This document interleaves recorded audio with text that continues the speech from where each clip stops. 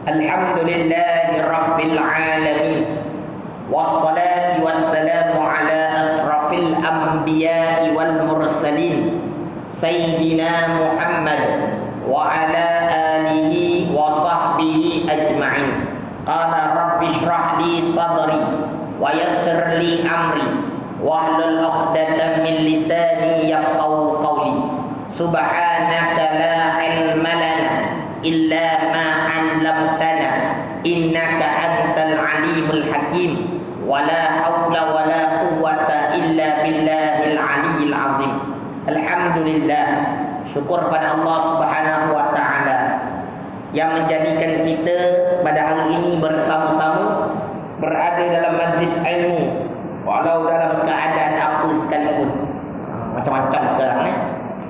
Jadi cerita dia, kita nak sambung kembali kitab Matan Faridah, iaitu Faridatul Faraid fi Ilmi Aqaid, pada bicara ilmu tauhid bagi Syekh Ahmad Al-Khaqani.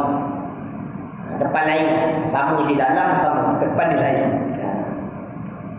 Jadi yang lepas kita dah lalu satu bahagian yang menceritakan berkenaan taklid, orang yang muqallid, orang yang mengikut-ngikut membabi buta kepada orang dalam belajar ilmu, khususnya ilmu tauhid.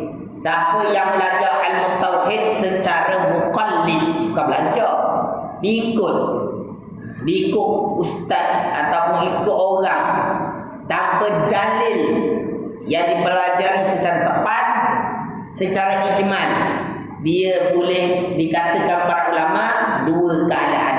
Yang pertama, kata para ulama, iaitu kufur. Yang kedua, tiada kufur tetapi berdosa besar. Selagi mana kita tak belajar ilmu tauhid dengan betul-betul, maka kita dalam keadaan berdosa. Bukan sekata. Ini sabit dalam kitab Matan Faridah. Ini kitab. Matan kitab orang kata masyhur. Berani lawan. Tak boleh. Lawan boleh jatuh kufur. Ni para ulama yang ijma' mengatakan perkara tersebut dosa. Yang kuat, yang rajihnya, iaitu tak kufur tapi berdosa. Kena belajar. Jadi kita buka muka surat yang kelima, dua baris daripada atas. Muka surat yang kelima, dua baris pada atas. Tulis. Maka hendaklah, nampak tak tu? Ada tepi sikit tu. Dekat tengah ni. Lagi sikit. Maka hendaklah kami nyatakan segala aqaid, segala akidah-akidah yang wajib pada syarak, mengetahuikan dia. Ini wajib bagi syarak kita tahu. Kalau tak tahu, berdosa. Apa dia?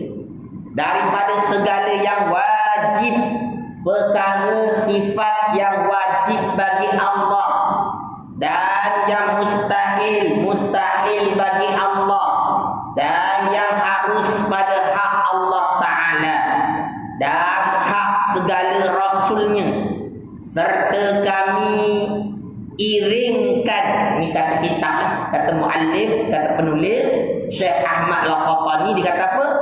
Kami iringkan tiap-tiap satu akidah itu dengan dalil. Dalam kitab ni nanti kita belajar tentang akidah ahli sunnah wal jamaah, dan setiap perbahasan akidah diberikan akan dalil, dan khususnya dalil ijmal, iaitu yang ringkas. Tapi ringkas pun tak dapat, itu yang susah. Kena belajar sampai dapat. Tak dapat, kena belajar sampai dapat. Dan tiap-tiap dalil itu menyabitkan yang wajib dan yang menafikan yang mustahil. Maka kami berkata, kata apa? Wajib bagi Allah Ta'ala tiap-tiap sifat kesempurnaan. Kita berpegang, ahli sunnah wal jamaah, ijma' para ulama berpegang Sifat Allah ini, tiap-tiap sifat Allah itu sifat kesempurnaan.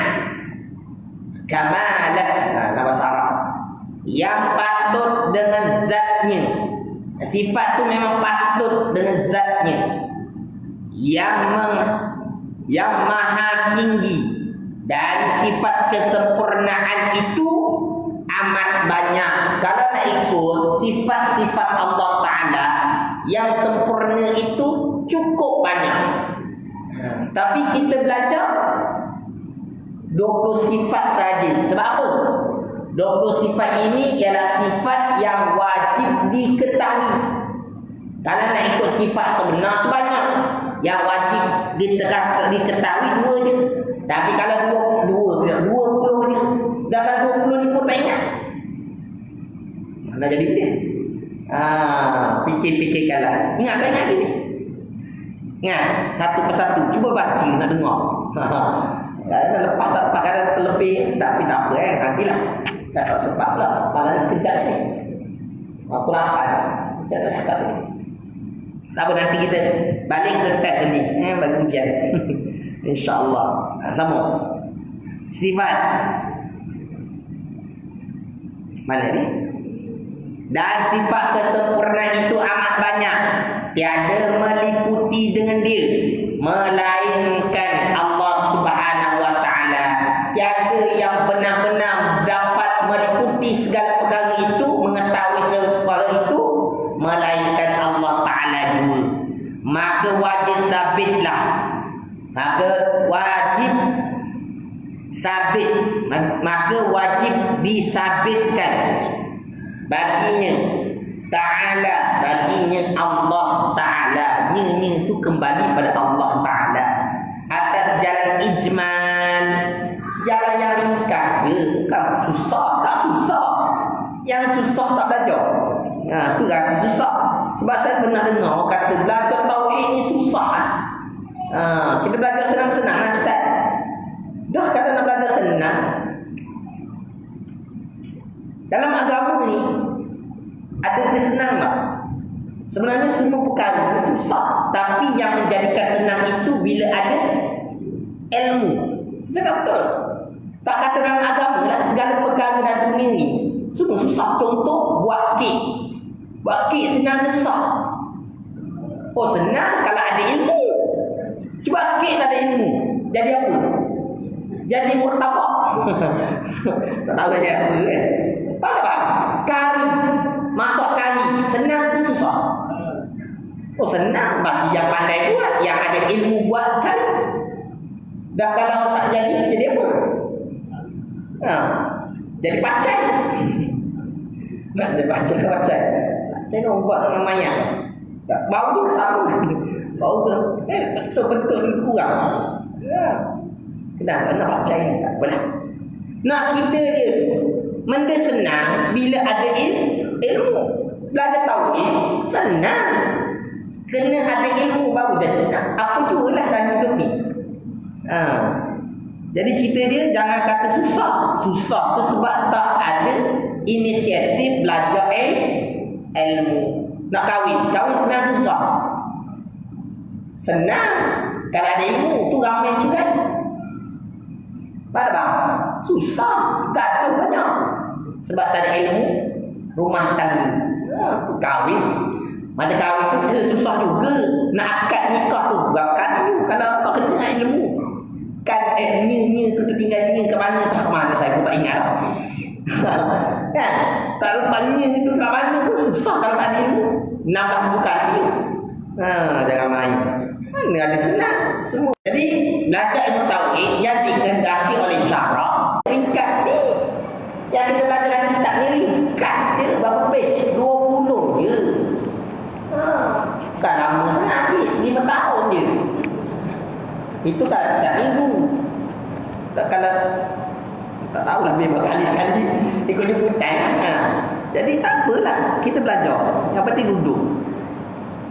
Sambung. Dan mustahil atasnya Allah Ta'ala tiap-tiap sifat kekurangan kena pegang sungguh-sungguh. Mustahil Allah Ta'ala ada ada sifat kekurangan. Pegang semua. Jangan sampai lidah kita mensabitkan Allah Ta'ala itu bersifat dengan sifat kekurangan. Berlaku tak? Banyak berlaku. Orang kadang tak belajar, lepas cakap.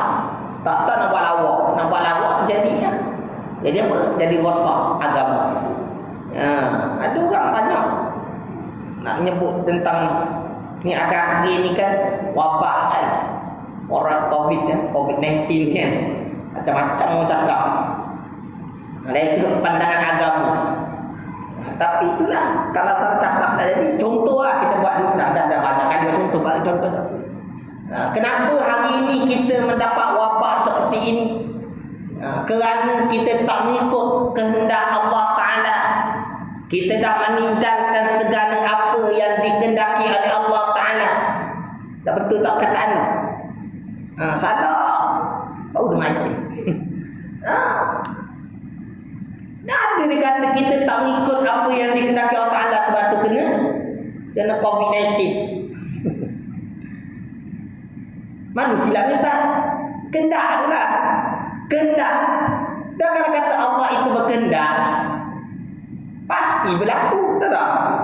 Kenapa dia kata kita tak melakukan apa yang dikehendaki? Seolah-olah kita ada kuasa lain yang boleh melawan kehendak Allah. Tak boleh. Kena cakap kita sekarang banyak menyalahi, meninggalkan apa yang disuruh oleh Allah, bukan dikehendaki oleh Allah. Kenapa simple? Nampak ringan dia tapi kan ada. Mana kalau kita kata kita tak mengikut kehendak Allah, seolah-olah kita menyatakan Allah itu, ada kehendak Allah itu, mana boleh kita lawan? Kehendak Allah ni boleh dilawan. Maka terbatallah satu sifat dalam sifat 20, iaitu sifat iradah. Iaitu Allah Ta'ala bersifat dengan sifat berkehendak. Bila siapa yang mensabitkan Allah Ta'ala itu ada kelemahan pada sifat berkehendak, iaitu Allah Ta'ala terpaksa ikut kehendak makhluk, tergagah, iaitu terpaksa, maka boleh jatuh kufur. Nampak? Simple je dia punya ayat. Tapi kalau salah faham habis. Nampak? Lepas tu suruh belajar. Sama? Jadi belajar. Ni, nampak? Dan mustahil atasnya yang Allah Ta'ala itu sifat kekurangan. Tapi tak belajar, kita dah sabitkan dengan Allah sifat kekurangan. Jelas. Dan iaitu amat banyak. Maknanya sifat kekurangan mustahil bagi Allah Ta'ala itu bersifat kekurangan itu banyak juga. Iaitu lawan kepada sifat kesempurnaan Allah Ta'ala. Tiada menghinggakan dia. Banyak sangat. Melainkan ia Subhanahu wa Ta'ala, melainkan diketahui, meliputi akan ia Allah Subhanahu wa Ta'ala yang mengetahui. Maka wajib disucikan dia Ta'ala. Wajib kita sucikan Allah Ta'ala daripada atas jalan ijmal. Sucikan dia ni maksudnya apa? Sucikan Allah Ta'ala daripada sifat-sifat kekurangan. Contoh lagi, kita dengar Al-Quran ada ayat iaitu Ar-Rahman ala arsyistawa. Ar-Rahman yakni Allah ala atas arsyistawa, arsy bersemayam. Bersemayam tu apa dia? Kalau diletakkan iaitu duduk. Betul tak? Salah. Itu bukan akidah ahli sunnah wal jamaah. Kalau lihat pada ayat diterjemahkan kepada bahasa Melayu, begitu keadaan ayatnya. Tapi kehendak ayat itu sebenarnya bukan begitu. Sebab apa? Bila kita kata Allah itu atas dan duduk, atas itu sifat makhluk, duduk juga sifat makhluk. Mana boleh pasang sifat makhluk pada Allah? Siapa yang pasang sifat makhluk pada Allah boleh jatuh kufur. Sebab tu kita kena menyucikan Allah daripada sifat-sifat kekurangan. Hatta dalam Al-Quran sekalipun perlu merujuk pada tafsir Al-Quran. bukan terjemah Al-Quran. Kenapa berapa ni? Kita dah selu dah jawapan ni. Selu-selu satu-satu dah kita ada. Nak tunjukkan kita kena bila baca Al-Quran bukan merujuk pada terjemah semata-mata. Kita kena rujuk kepada tafsir apa kehendak ayat ini sebenar pada sudut pandang tauhid. Sebab apa bila kita baca Allah atas aras duduk, macam bunyi. Macam mana boleh mensabitkan Allah Ta'ala itu atas dan duduk? Lalu perlu pada dipanggil tanzih, iaitu pembersihan, kena bersih, menyucikan Allah Ta'ala. Dan tafwid kita, sebab itulah dinamakan, ada satu lagi diberikan dia satu perkara, iaitu dia kena tukarkan makna kepada makna yang bersesuaian. Nama dia serupa ayat ni.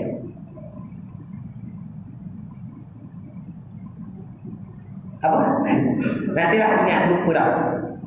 Kita kena meletakkan ayat yang bersesuaian pada ayat Al-Quran jika ayat tersebut menunjukkan seolah-olah Allah Ta'ala itu ada sifat makhluk. Tak datang. Jadi cerita dia, apa dia ni? Rujuk pada tafsir, menyatakan pada sifat dan pada pandangan khalaf, iaitu Ar-Rahman ala arsyistawa, merujuk kepada Ar-Rahman, yakni Allah ala arsyistawa, Allah Ta'ala menguasai arash, bukan duduk atas arash, tetapi menguasai arash. Itu menyucikan Allah. Kadang itu pada pandangan khalaf. Pada pandangan salaf, ayat ini beriman dah cukup, dan kita tak memberikan makna yang seperti makhluk, berbeza seperti satu golongan yang kita belajar dalam kitab sebutnya, namanya Wahabi. Dia sebut apa? Ini bukan saya cakap, ni dalam kitab cakap. Dia kata cara dia kata Allah, yakni Ar-Rahman, yakni Allah ala astawa, atas aras bersembayang, harus duduk. Itu dengan cara Allah lah. Cara Allah tak sama macam makhluk, tapi duduk lah. Tak boleh. Jangan sekali sebut kata duduk, sebab nanti duduk tu pun dah satu kali makhluk. Tak boleh. Dia faham? Itu dia cara. Dia nebak salah khalaf dah biasa dengar belum ni? Salah dan khalaf. Saya senyap macam tak tahu tak ni. Kita terang sikit lah. Salah dan khalaf sikit lah. Kalau anda dah lalu ni, kita lalu sikit. Salah, ada golongan zaman sekarang mengaku dia mengikut salaf. Masuk mengikut salaf. Ini macam mana? Mereka kata mereka mengikut salaf, sedangkan perbahasan mereka itu berbeza dengan perbahasan ahli yang berpegang salaf. Sebab salaf ini bukan merujuk pada pegangan sebab apa, dia merujuk pada golongan yang berada dalam zaman itu. Iaitu apa dia? Kata sabit dengan hadis Nabi, umat yang terbaik ialah zaman selepasku, dan kemudian zaman selepas itu, dan kemudian zaman selepas itu. Para ulama membahaskan iaitu 300 tahun selepas kewafatan Rasulullah sallallahu alaihi wasallam. Selalu nampak selawat. Puas sikit. Sedap dengar. Kalau kat negeri Arab, kalau sebut Rasulullah Nabi Muhammad sallallahu alaihi wasallam, gegar masjid. Macam tak gegar sangat. Malu jugalah kita. Lepas ni kalau selawat sungguh. Jadi bila dikatakan begitu, para ulama membahaskan ulama salaf yang dikatakan oleh Nabi Muhammad itu yang merujuk pada keadaan ulama salaf, iaitu para sahabat, tabi'in, 3 golongan, yaitu 100 tahun merujuk pada 300 tahun selepas kewafatan Nabi. Selepas 300 tahun itu, zaman itu dinamakan zaman khalaf. Yang tadi itu salaf. Yang 300 tahun itu dalam golongan salaf. 300, selepas 300 tahun sampai sekarang dinamakan khalaf. Kha-sa, itu beza dua, salaf dan khalaf. Kaedah yang dibawa oleh ulama salaf, dia tak membahaskan ayat Al-Quran secara mendalam. Sebab apa? Mereka memahami Al-Quran sebab dalam keadaan mereka dekat dengan Nabi Muhammad sallallahu alaihi wasallam. Mereka dekat dengan para sahabat, mereka dekat dengan tabi'in. Sebab itu memang memahami Al-Quran itu dengan tepat, tanpa penghuraian yang dibuat seperti mana khalaf. Tapi kita, kalau tak kita buat macam khalaf buat, boleh jadi sesat kita sebab kita tak faham sangat, sebab kita dah jauh. Sebab itulah pemaknaan diberikan secara teliti, iaitu dengan memberikan satu makna yang bersesuaian seperti mana sebut tadi, iaitu Ar-Rahman 'ala istawa. Ar-Rahman yakni Allah menguasai. Nak boleh faham tu iaitu Allah menguasai arasy. Dia faham tak faham? Ulang dia sama ni. Engkau jauh ulang sama nak bagi faham tu.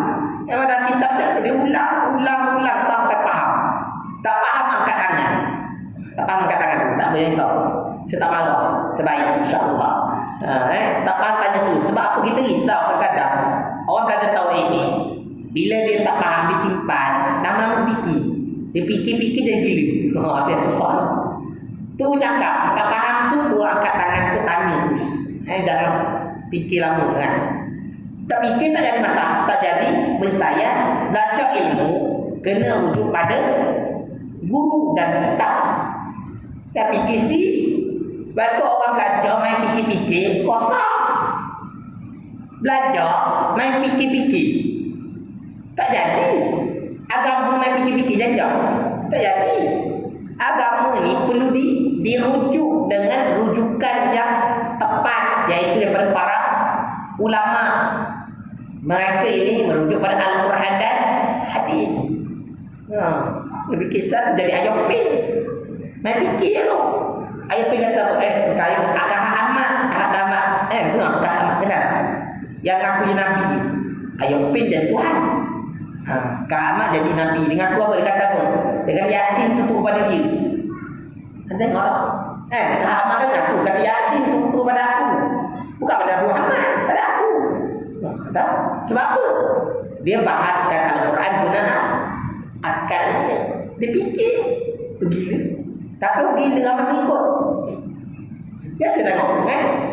Orang gila ramai ikut. Lagi gila ramai.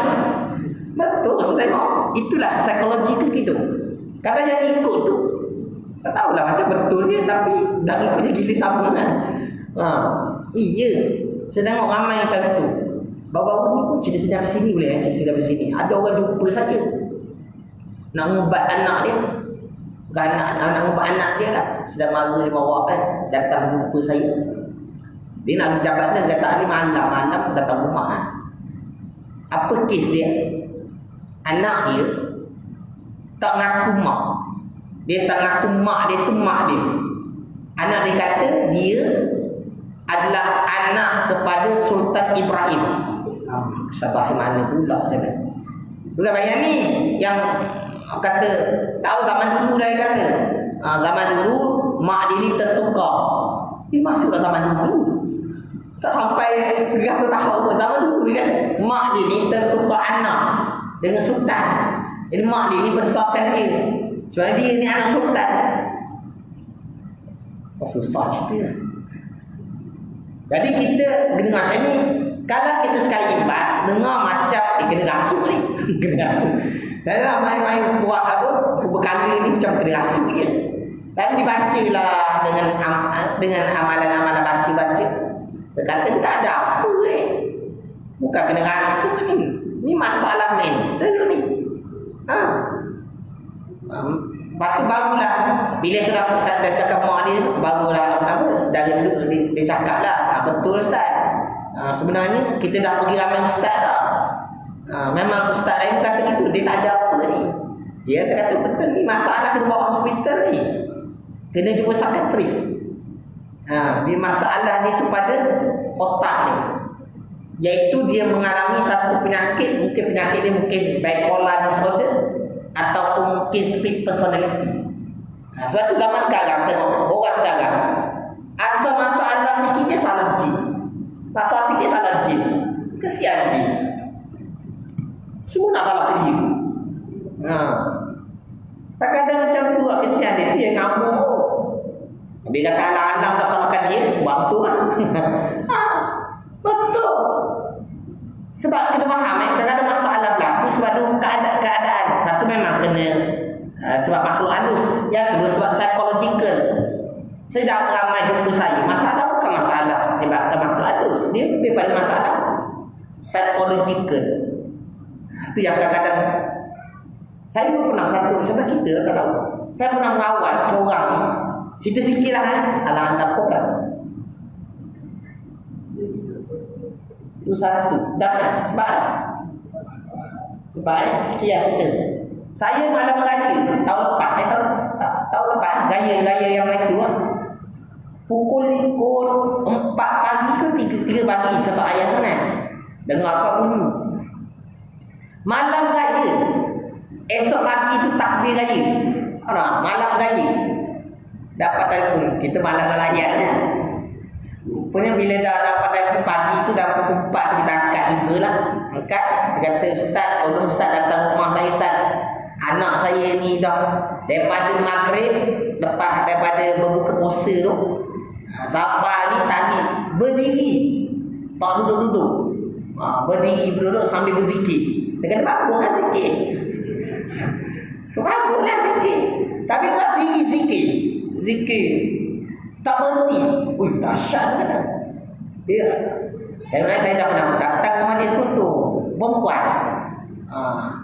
Dia kata tapi ni lain macam ustaz. Dia zikir tu lain macam dia zikir takut gitu. Dia tak nak duduk. Kita buat ni paksa tak ada apa. Saya kata tak apalah kalau gitu saya. Yelah nantilah dekat pukul 5 sekian saya pergi. Ngantuk. Mana tu ada mak kita malam. Kan puasa kan. Ngantuk. Lepas tu pagi tu pergi sebelum solat subuh tu dah pukul 5 tu pergi. Pergi tengok anak dia kat di depan katil pakai yasin. Perempuan tak pakai tudung tu. Aduh susah pula ustaz macam mana ni. Dan jadi darurah tu. Yelah. Terpaksa je lah buat je lah kan boleh kan. Jadi baca macam-macam kita baca. Macam tak ada apa ni. Saya kata ni buat duduk dia ni. Daripada diri tu saya suruh ayah dia ada saudara dia tu kan. Suruh dia duduk. Dia tak duduk dari malam lah. Balik duduk. Tapi nak rasa duduk tu memang kerah. Budak kerah betul. Tak nak duduk.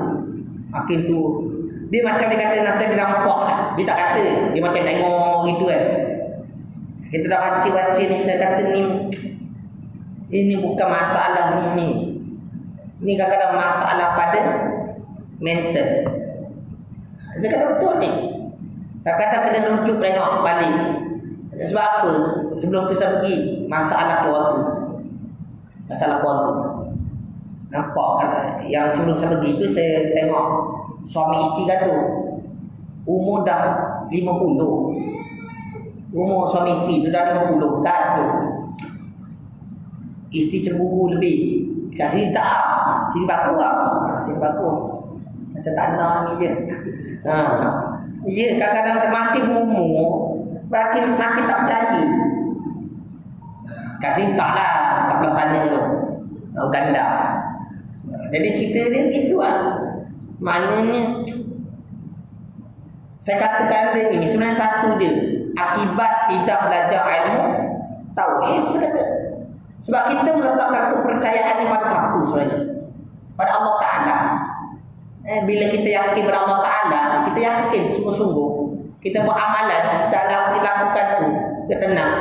jiwa akan tenang. Bila dia tenang, dia tak timbul masalah-masalah cemburu, masalah orang kata tak percaya. Siap suami dia tu, dia kata satu hari tu suami cerita lah, balik rumah kencakar. Sebab apa lah? Sebab suami dia tu ada cakap dengan suami perempuan tempat kerja dia, kerja sama-sama, dia cakap kencakar, tak tahulah. Kadang-kadang kita tak tahu, suami pun tak tahu kan. Tapi nak cerita dia bincang baik-baik, jangan main macam tu. Jadi anak bawa pada anak, akhirnya susah itu. Faham?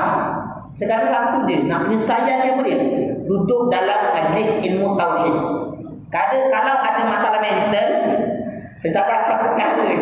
Yang pertama dirawat lah, seperti cakap. Yang kedua, bawa duduk dalam majlis ilmu tauhid. Sebab majlis tauhid ni kita nak pegang dalam hati kita dan otak kita. Nak belajar tentang mengenal Allah Ta'ala. Bila kita kenal Allah Ta'ala, jiwa akan jadi tenang. Itu cara rawat tadi. Faham? Jadi kalau ada keluarga ke saudara jiran ke apa yang ada masalah mental, bawa datang majlis ilmu tauhid. Cakap betul ni. Kita main-main bagi duduk. Duduk belakang tapi ikat belakang. Daripada duduk. Betul sekali.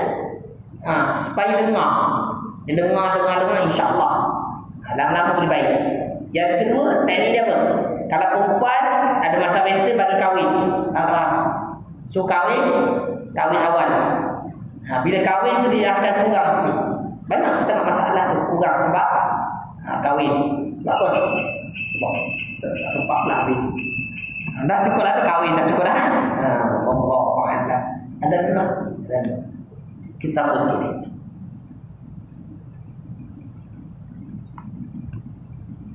Baru ni tak mentil bagi berdua.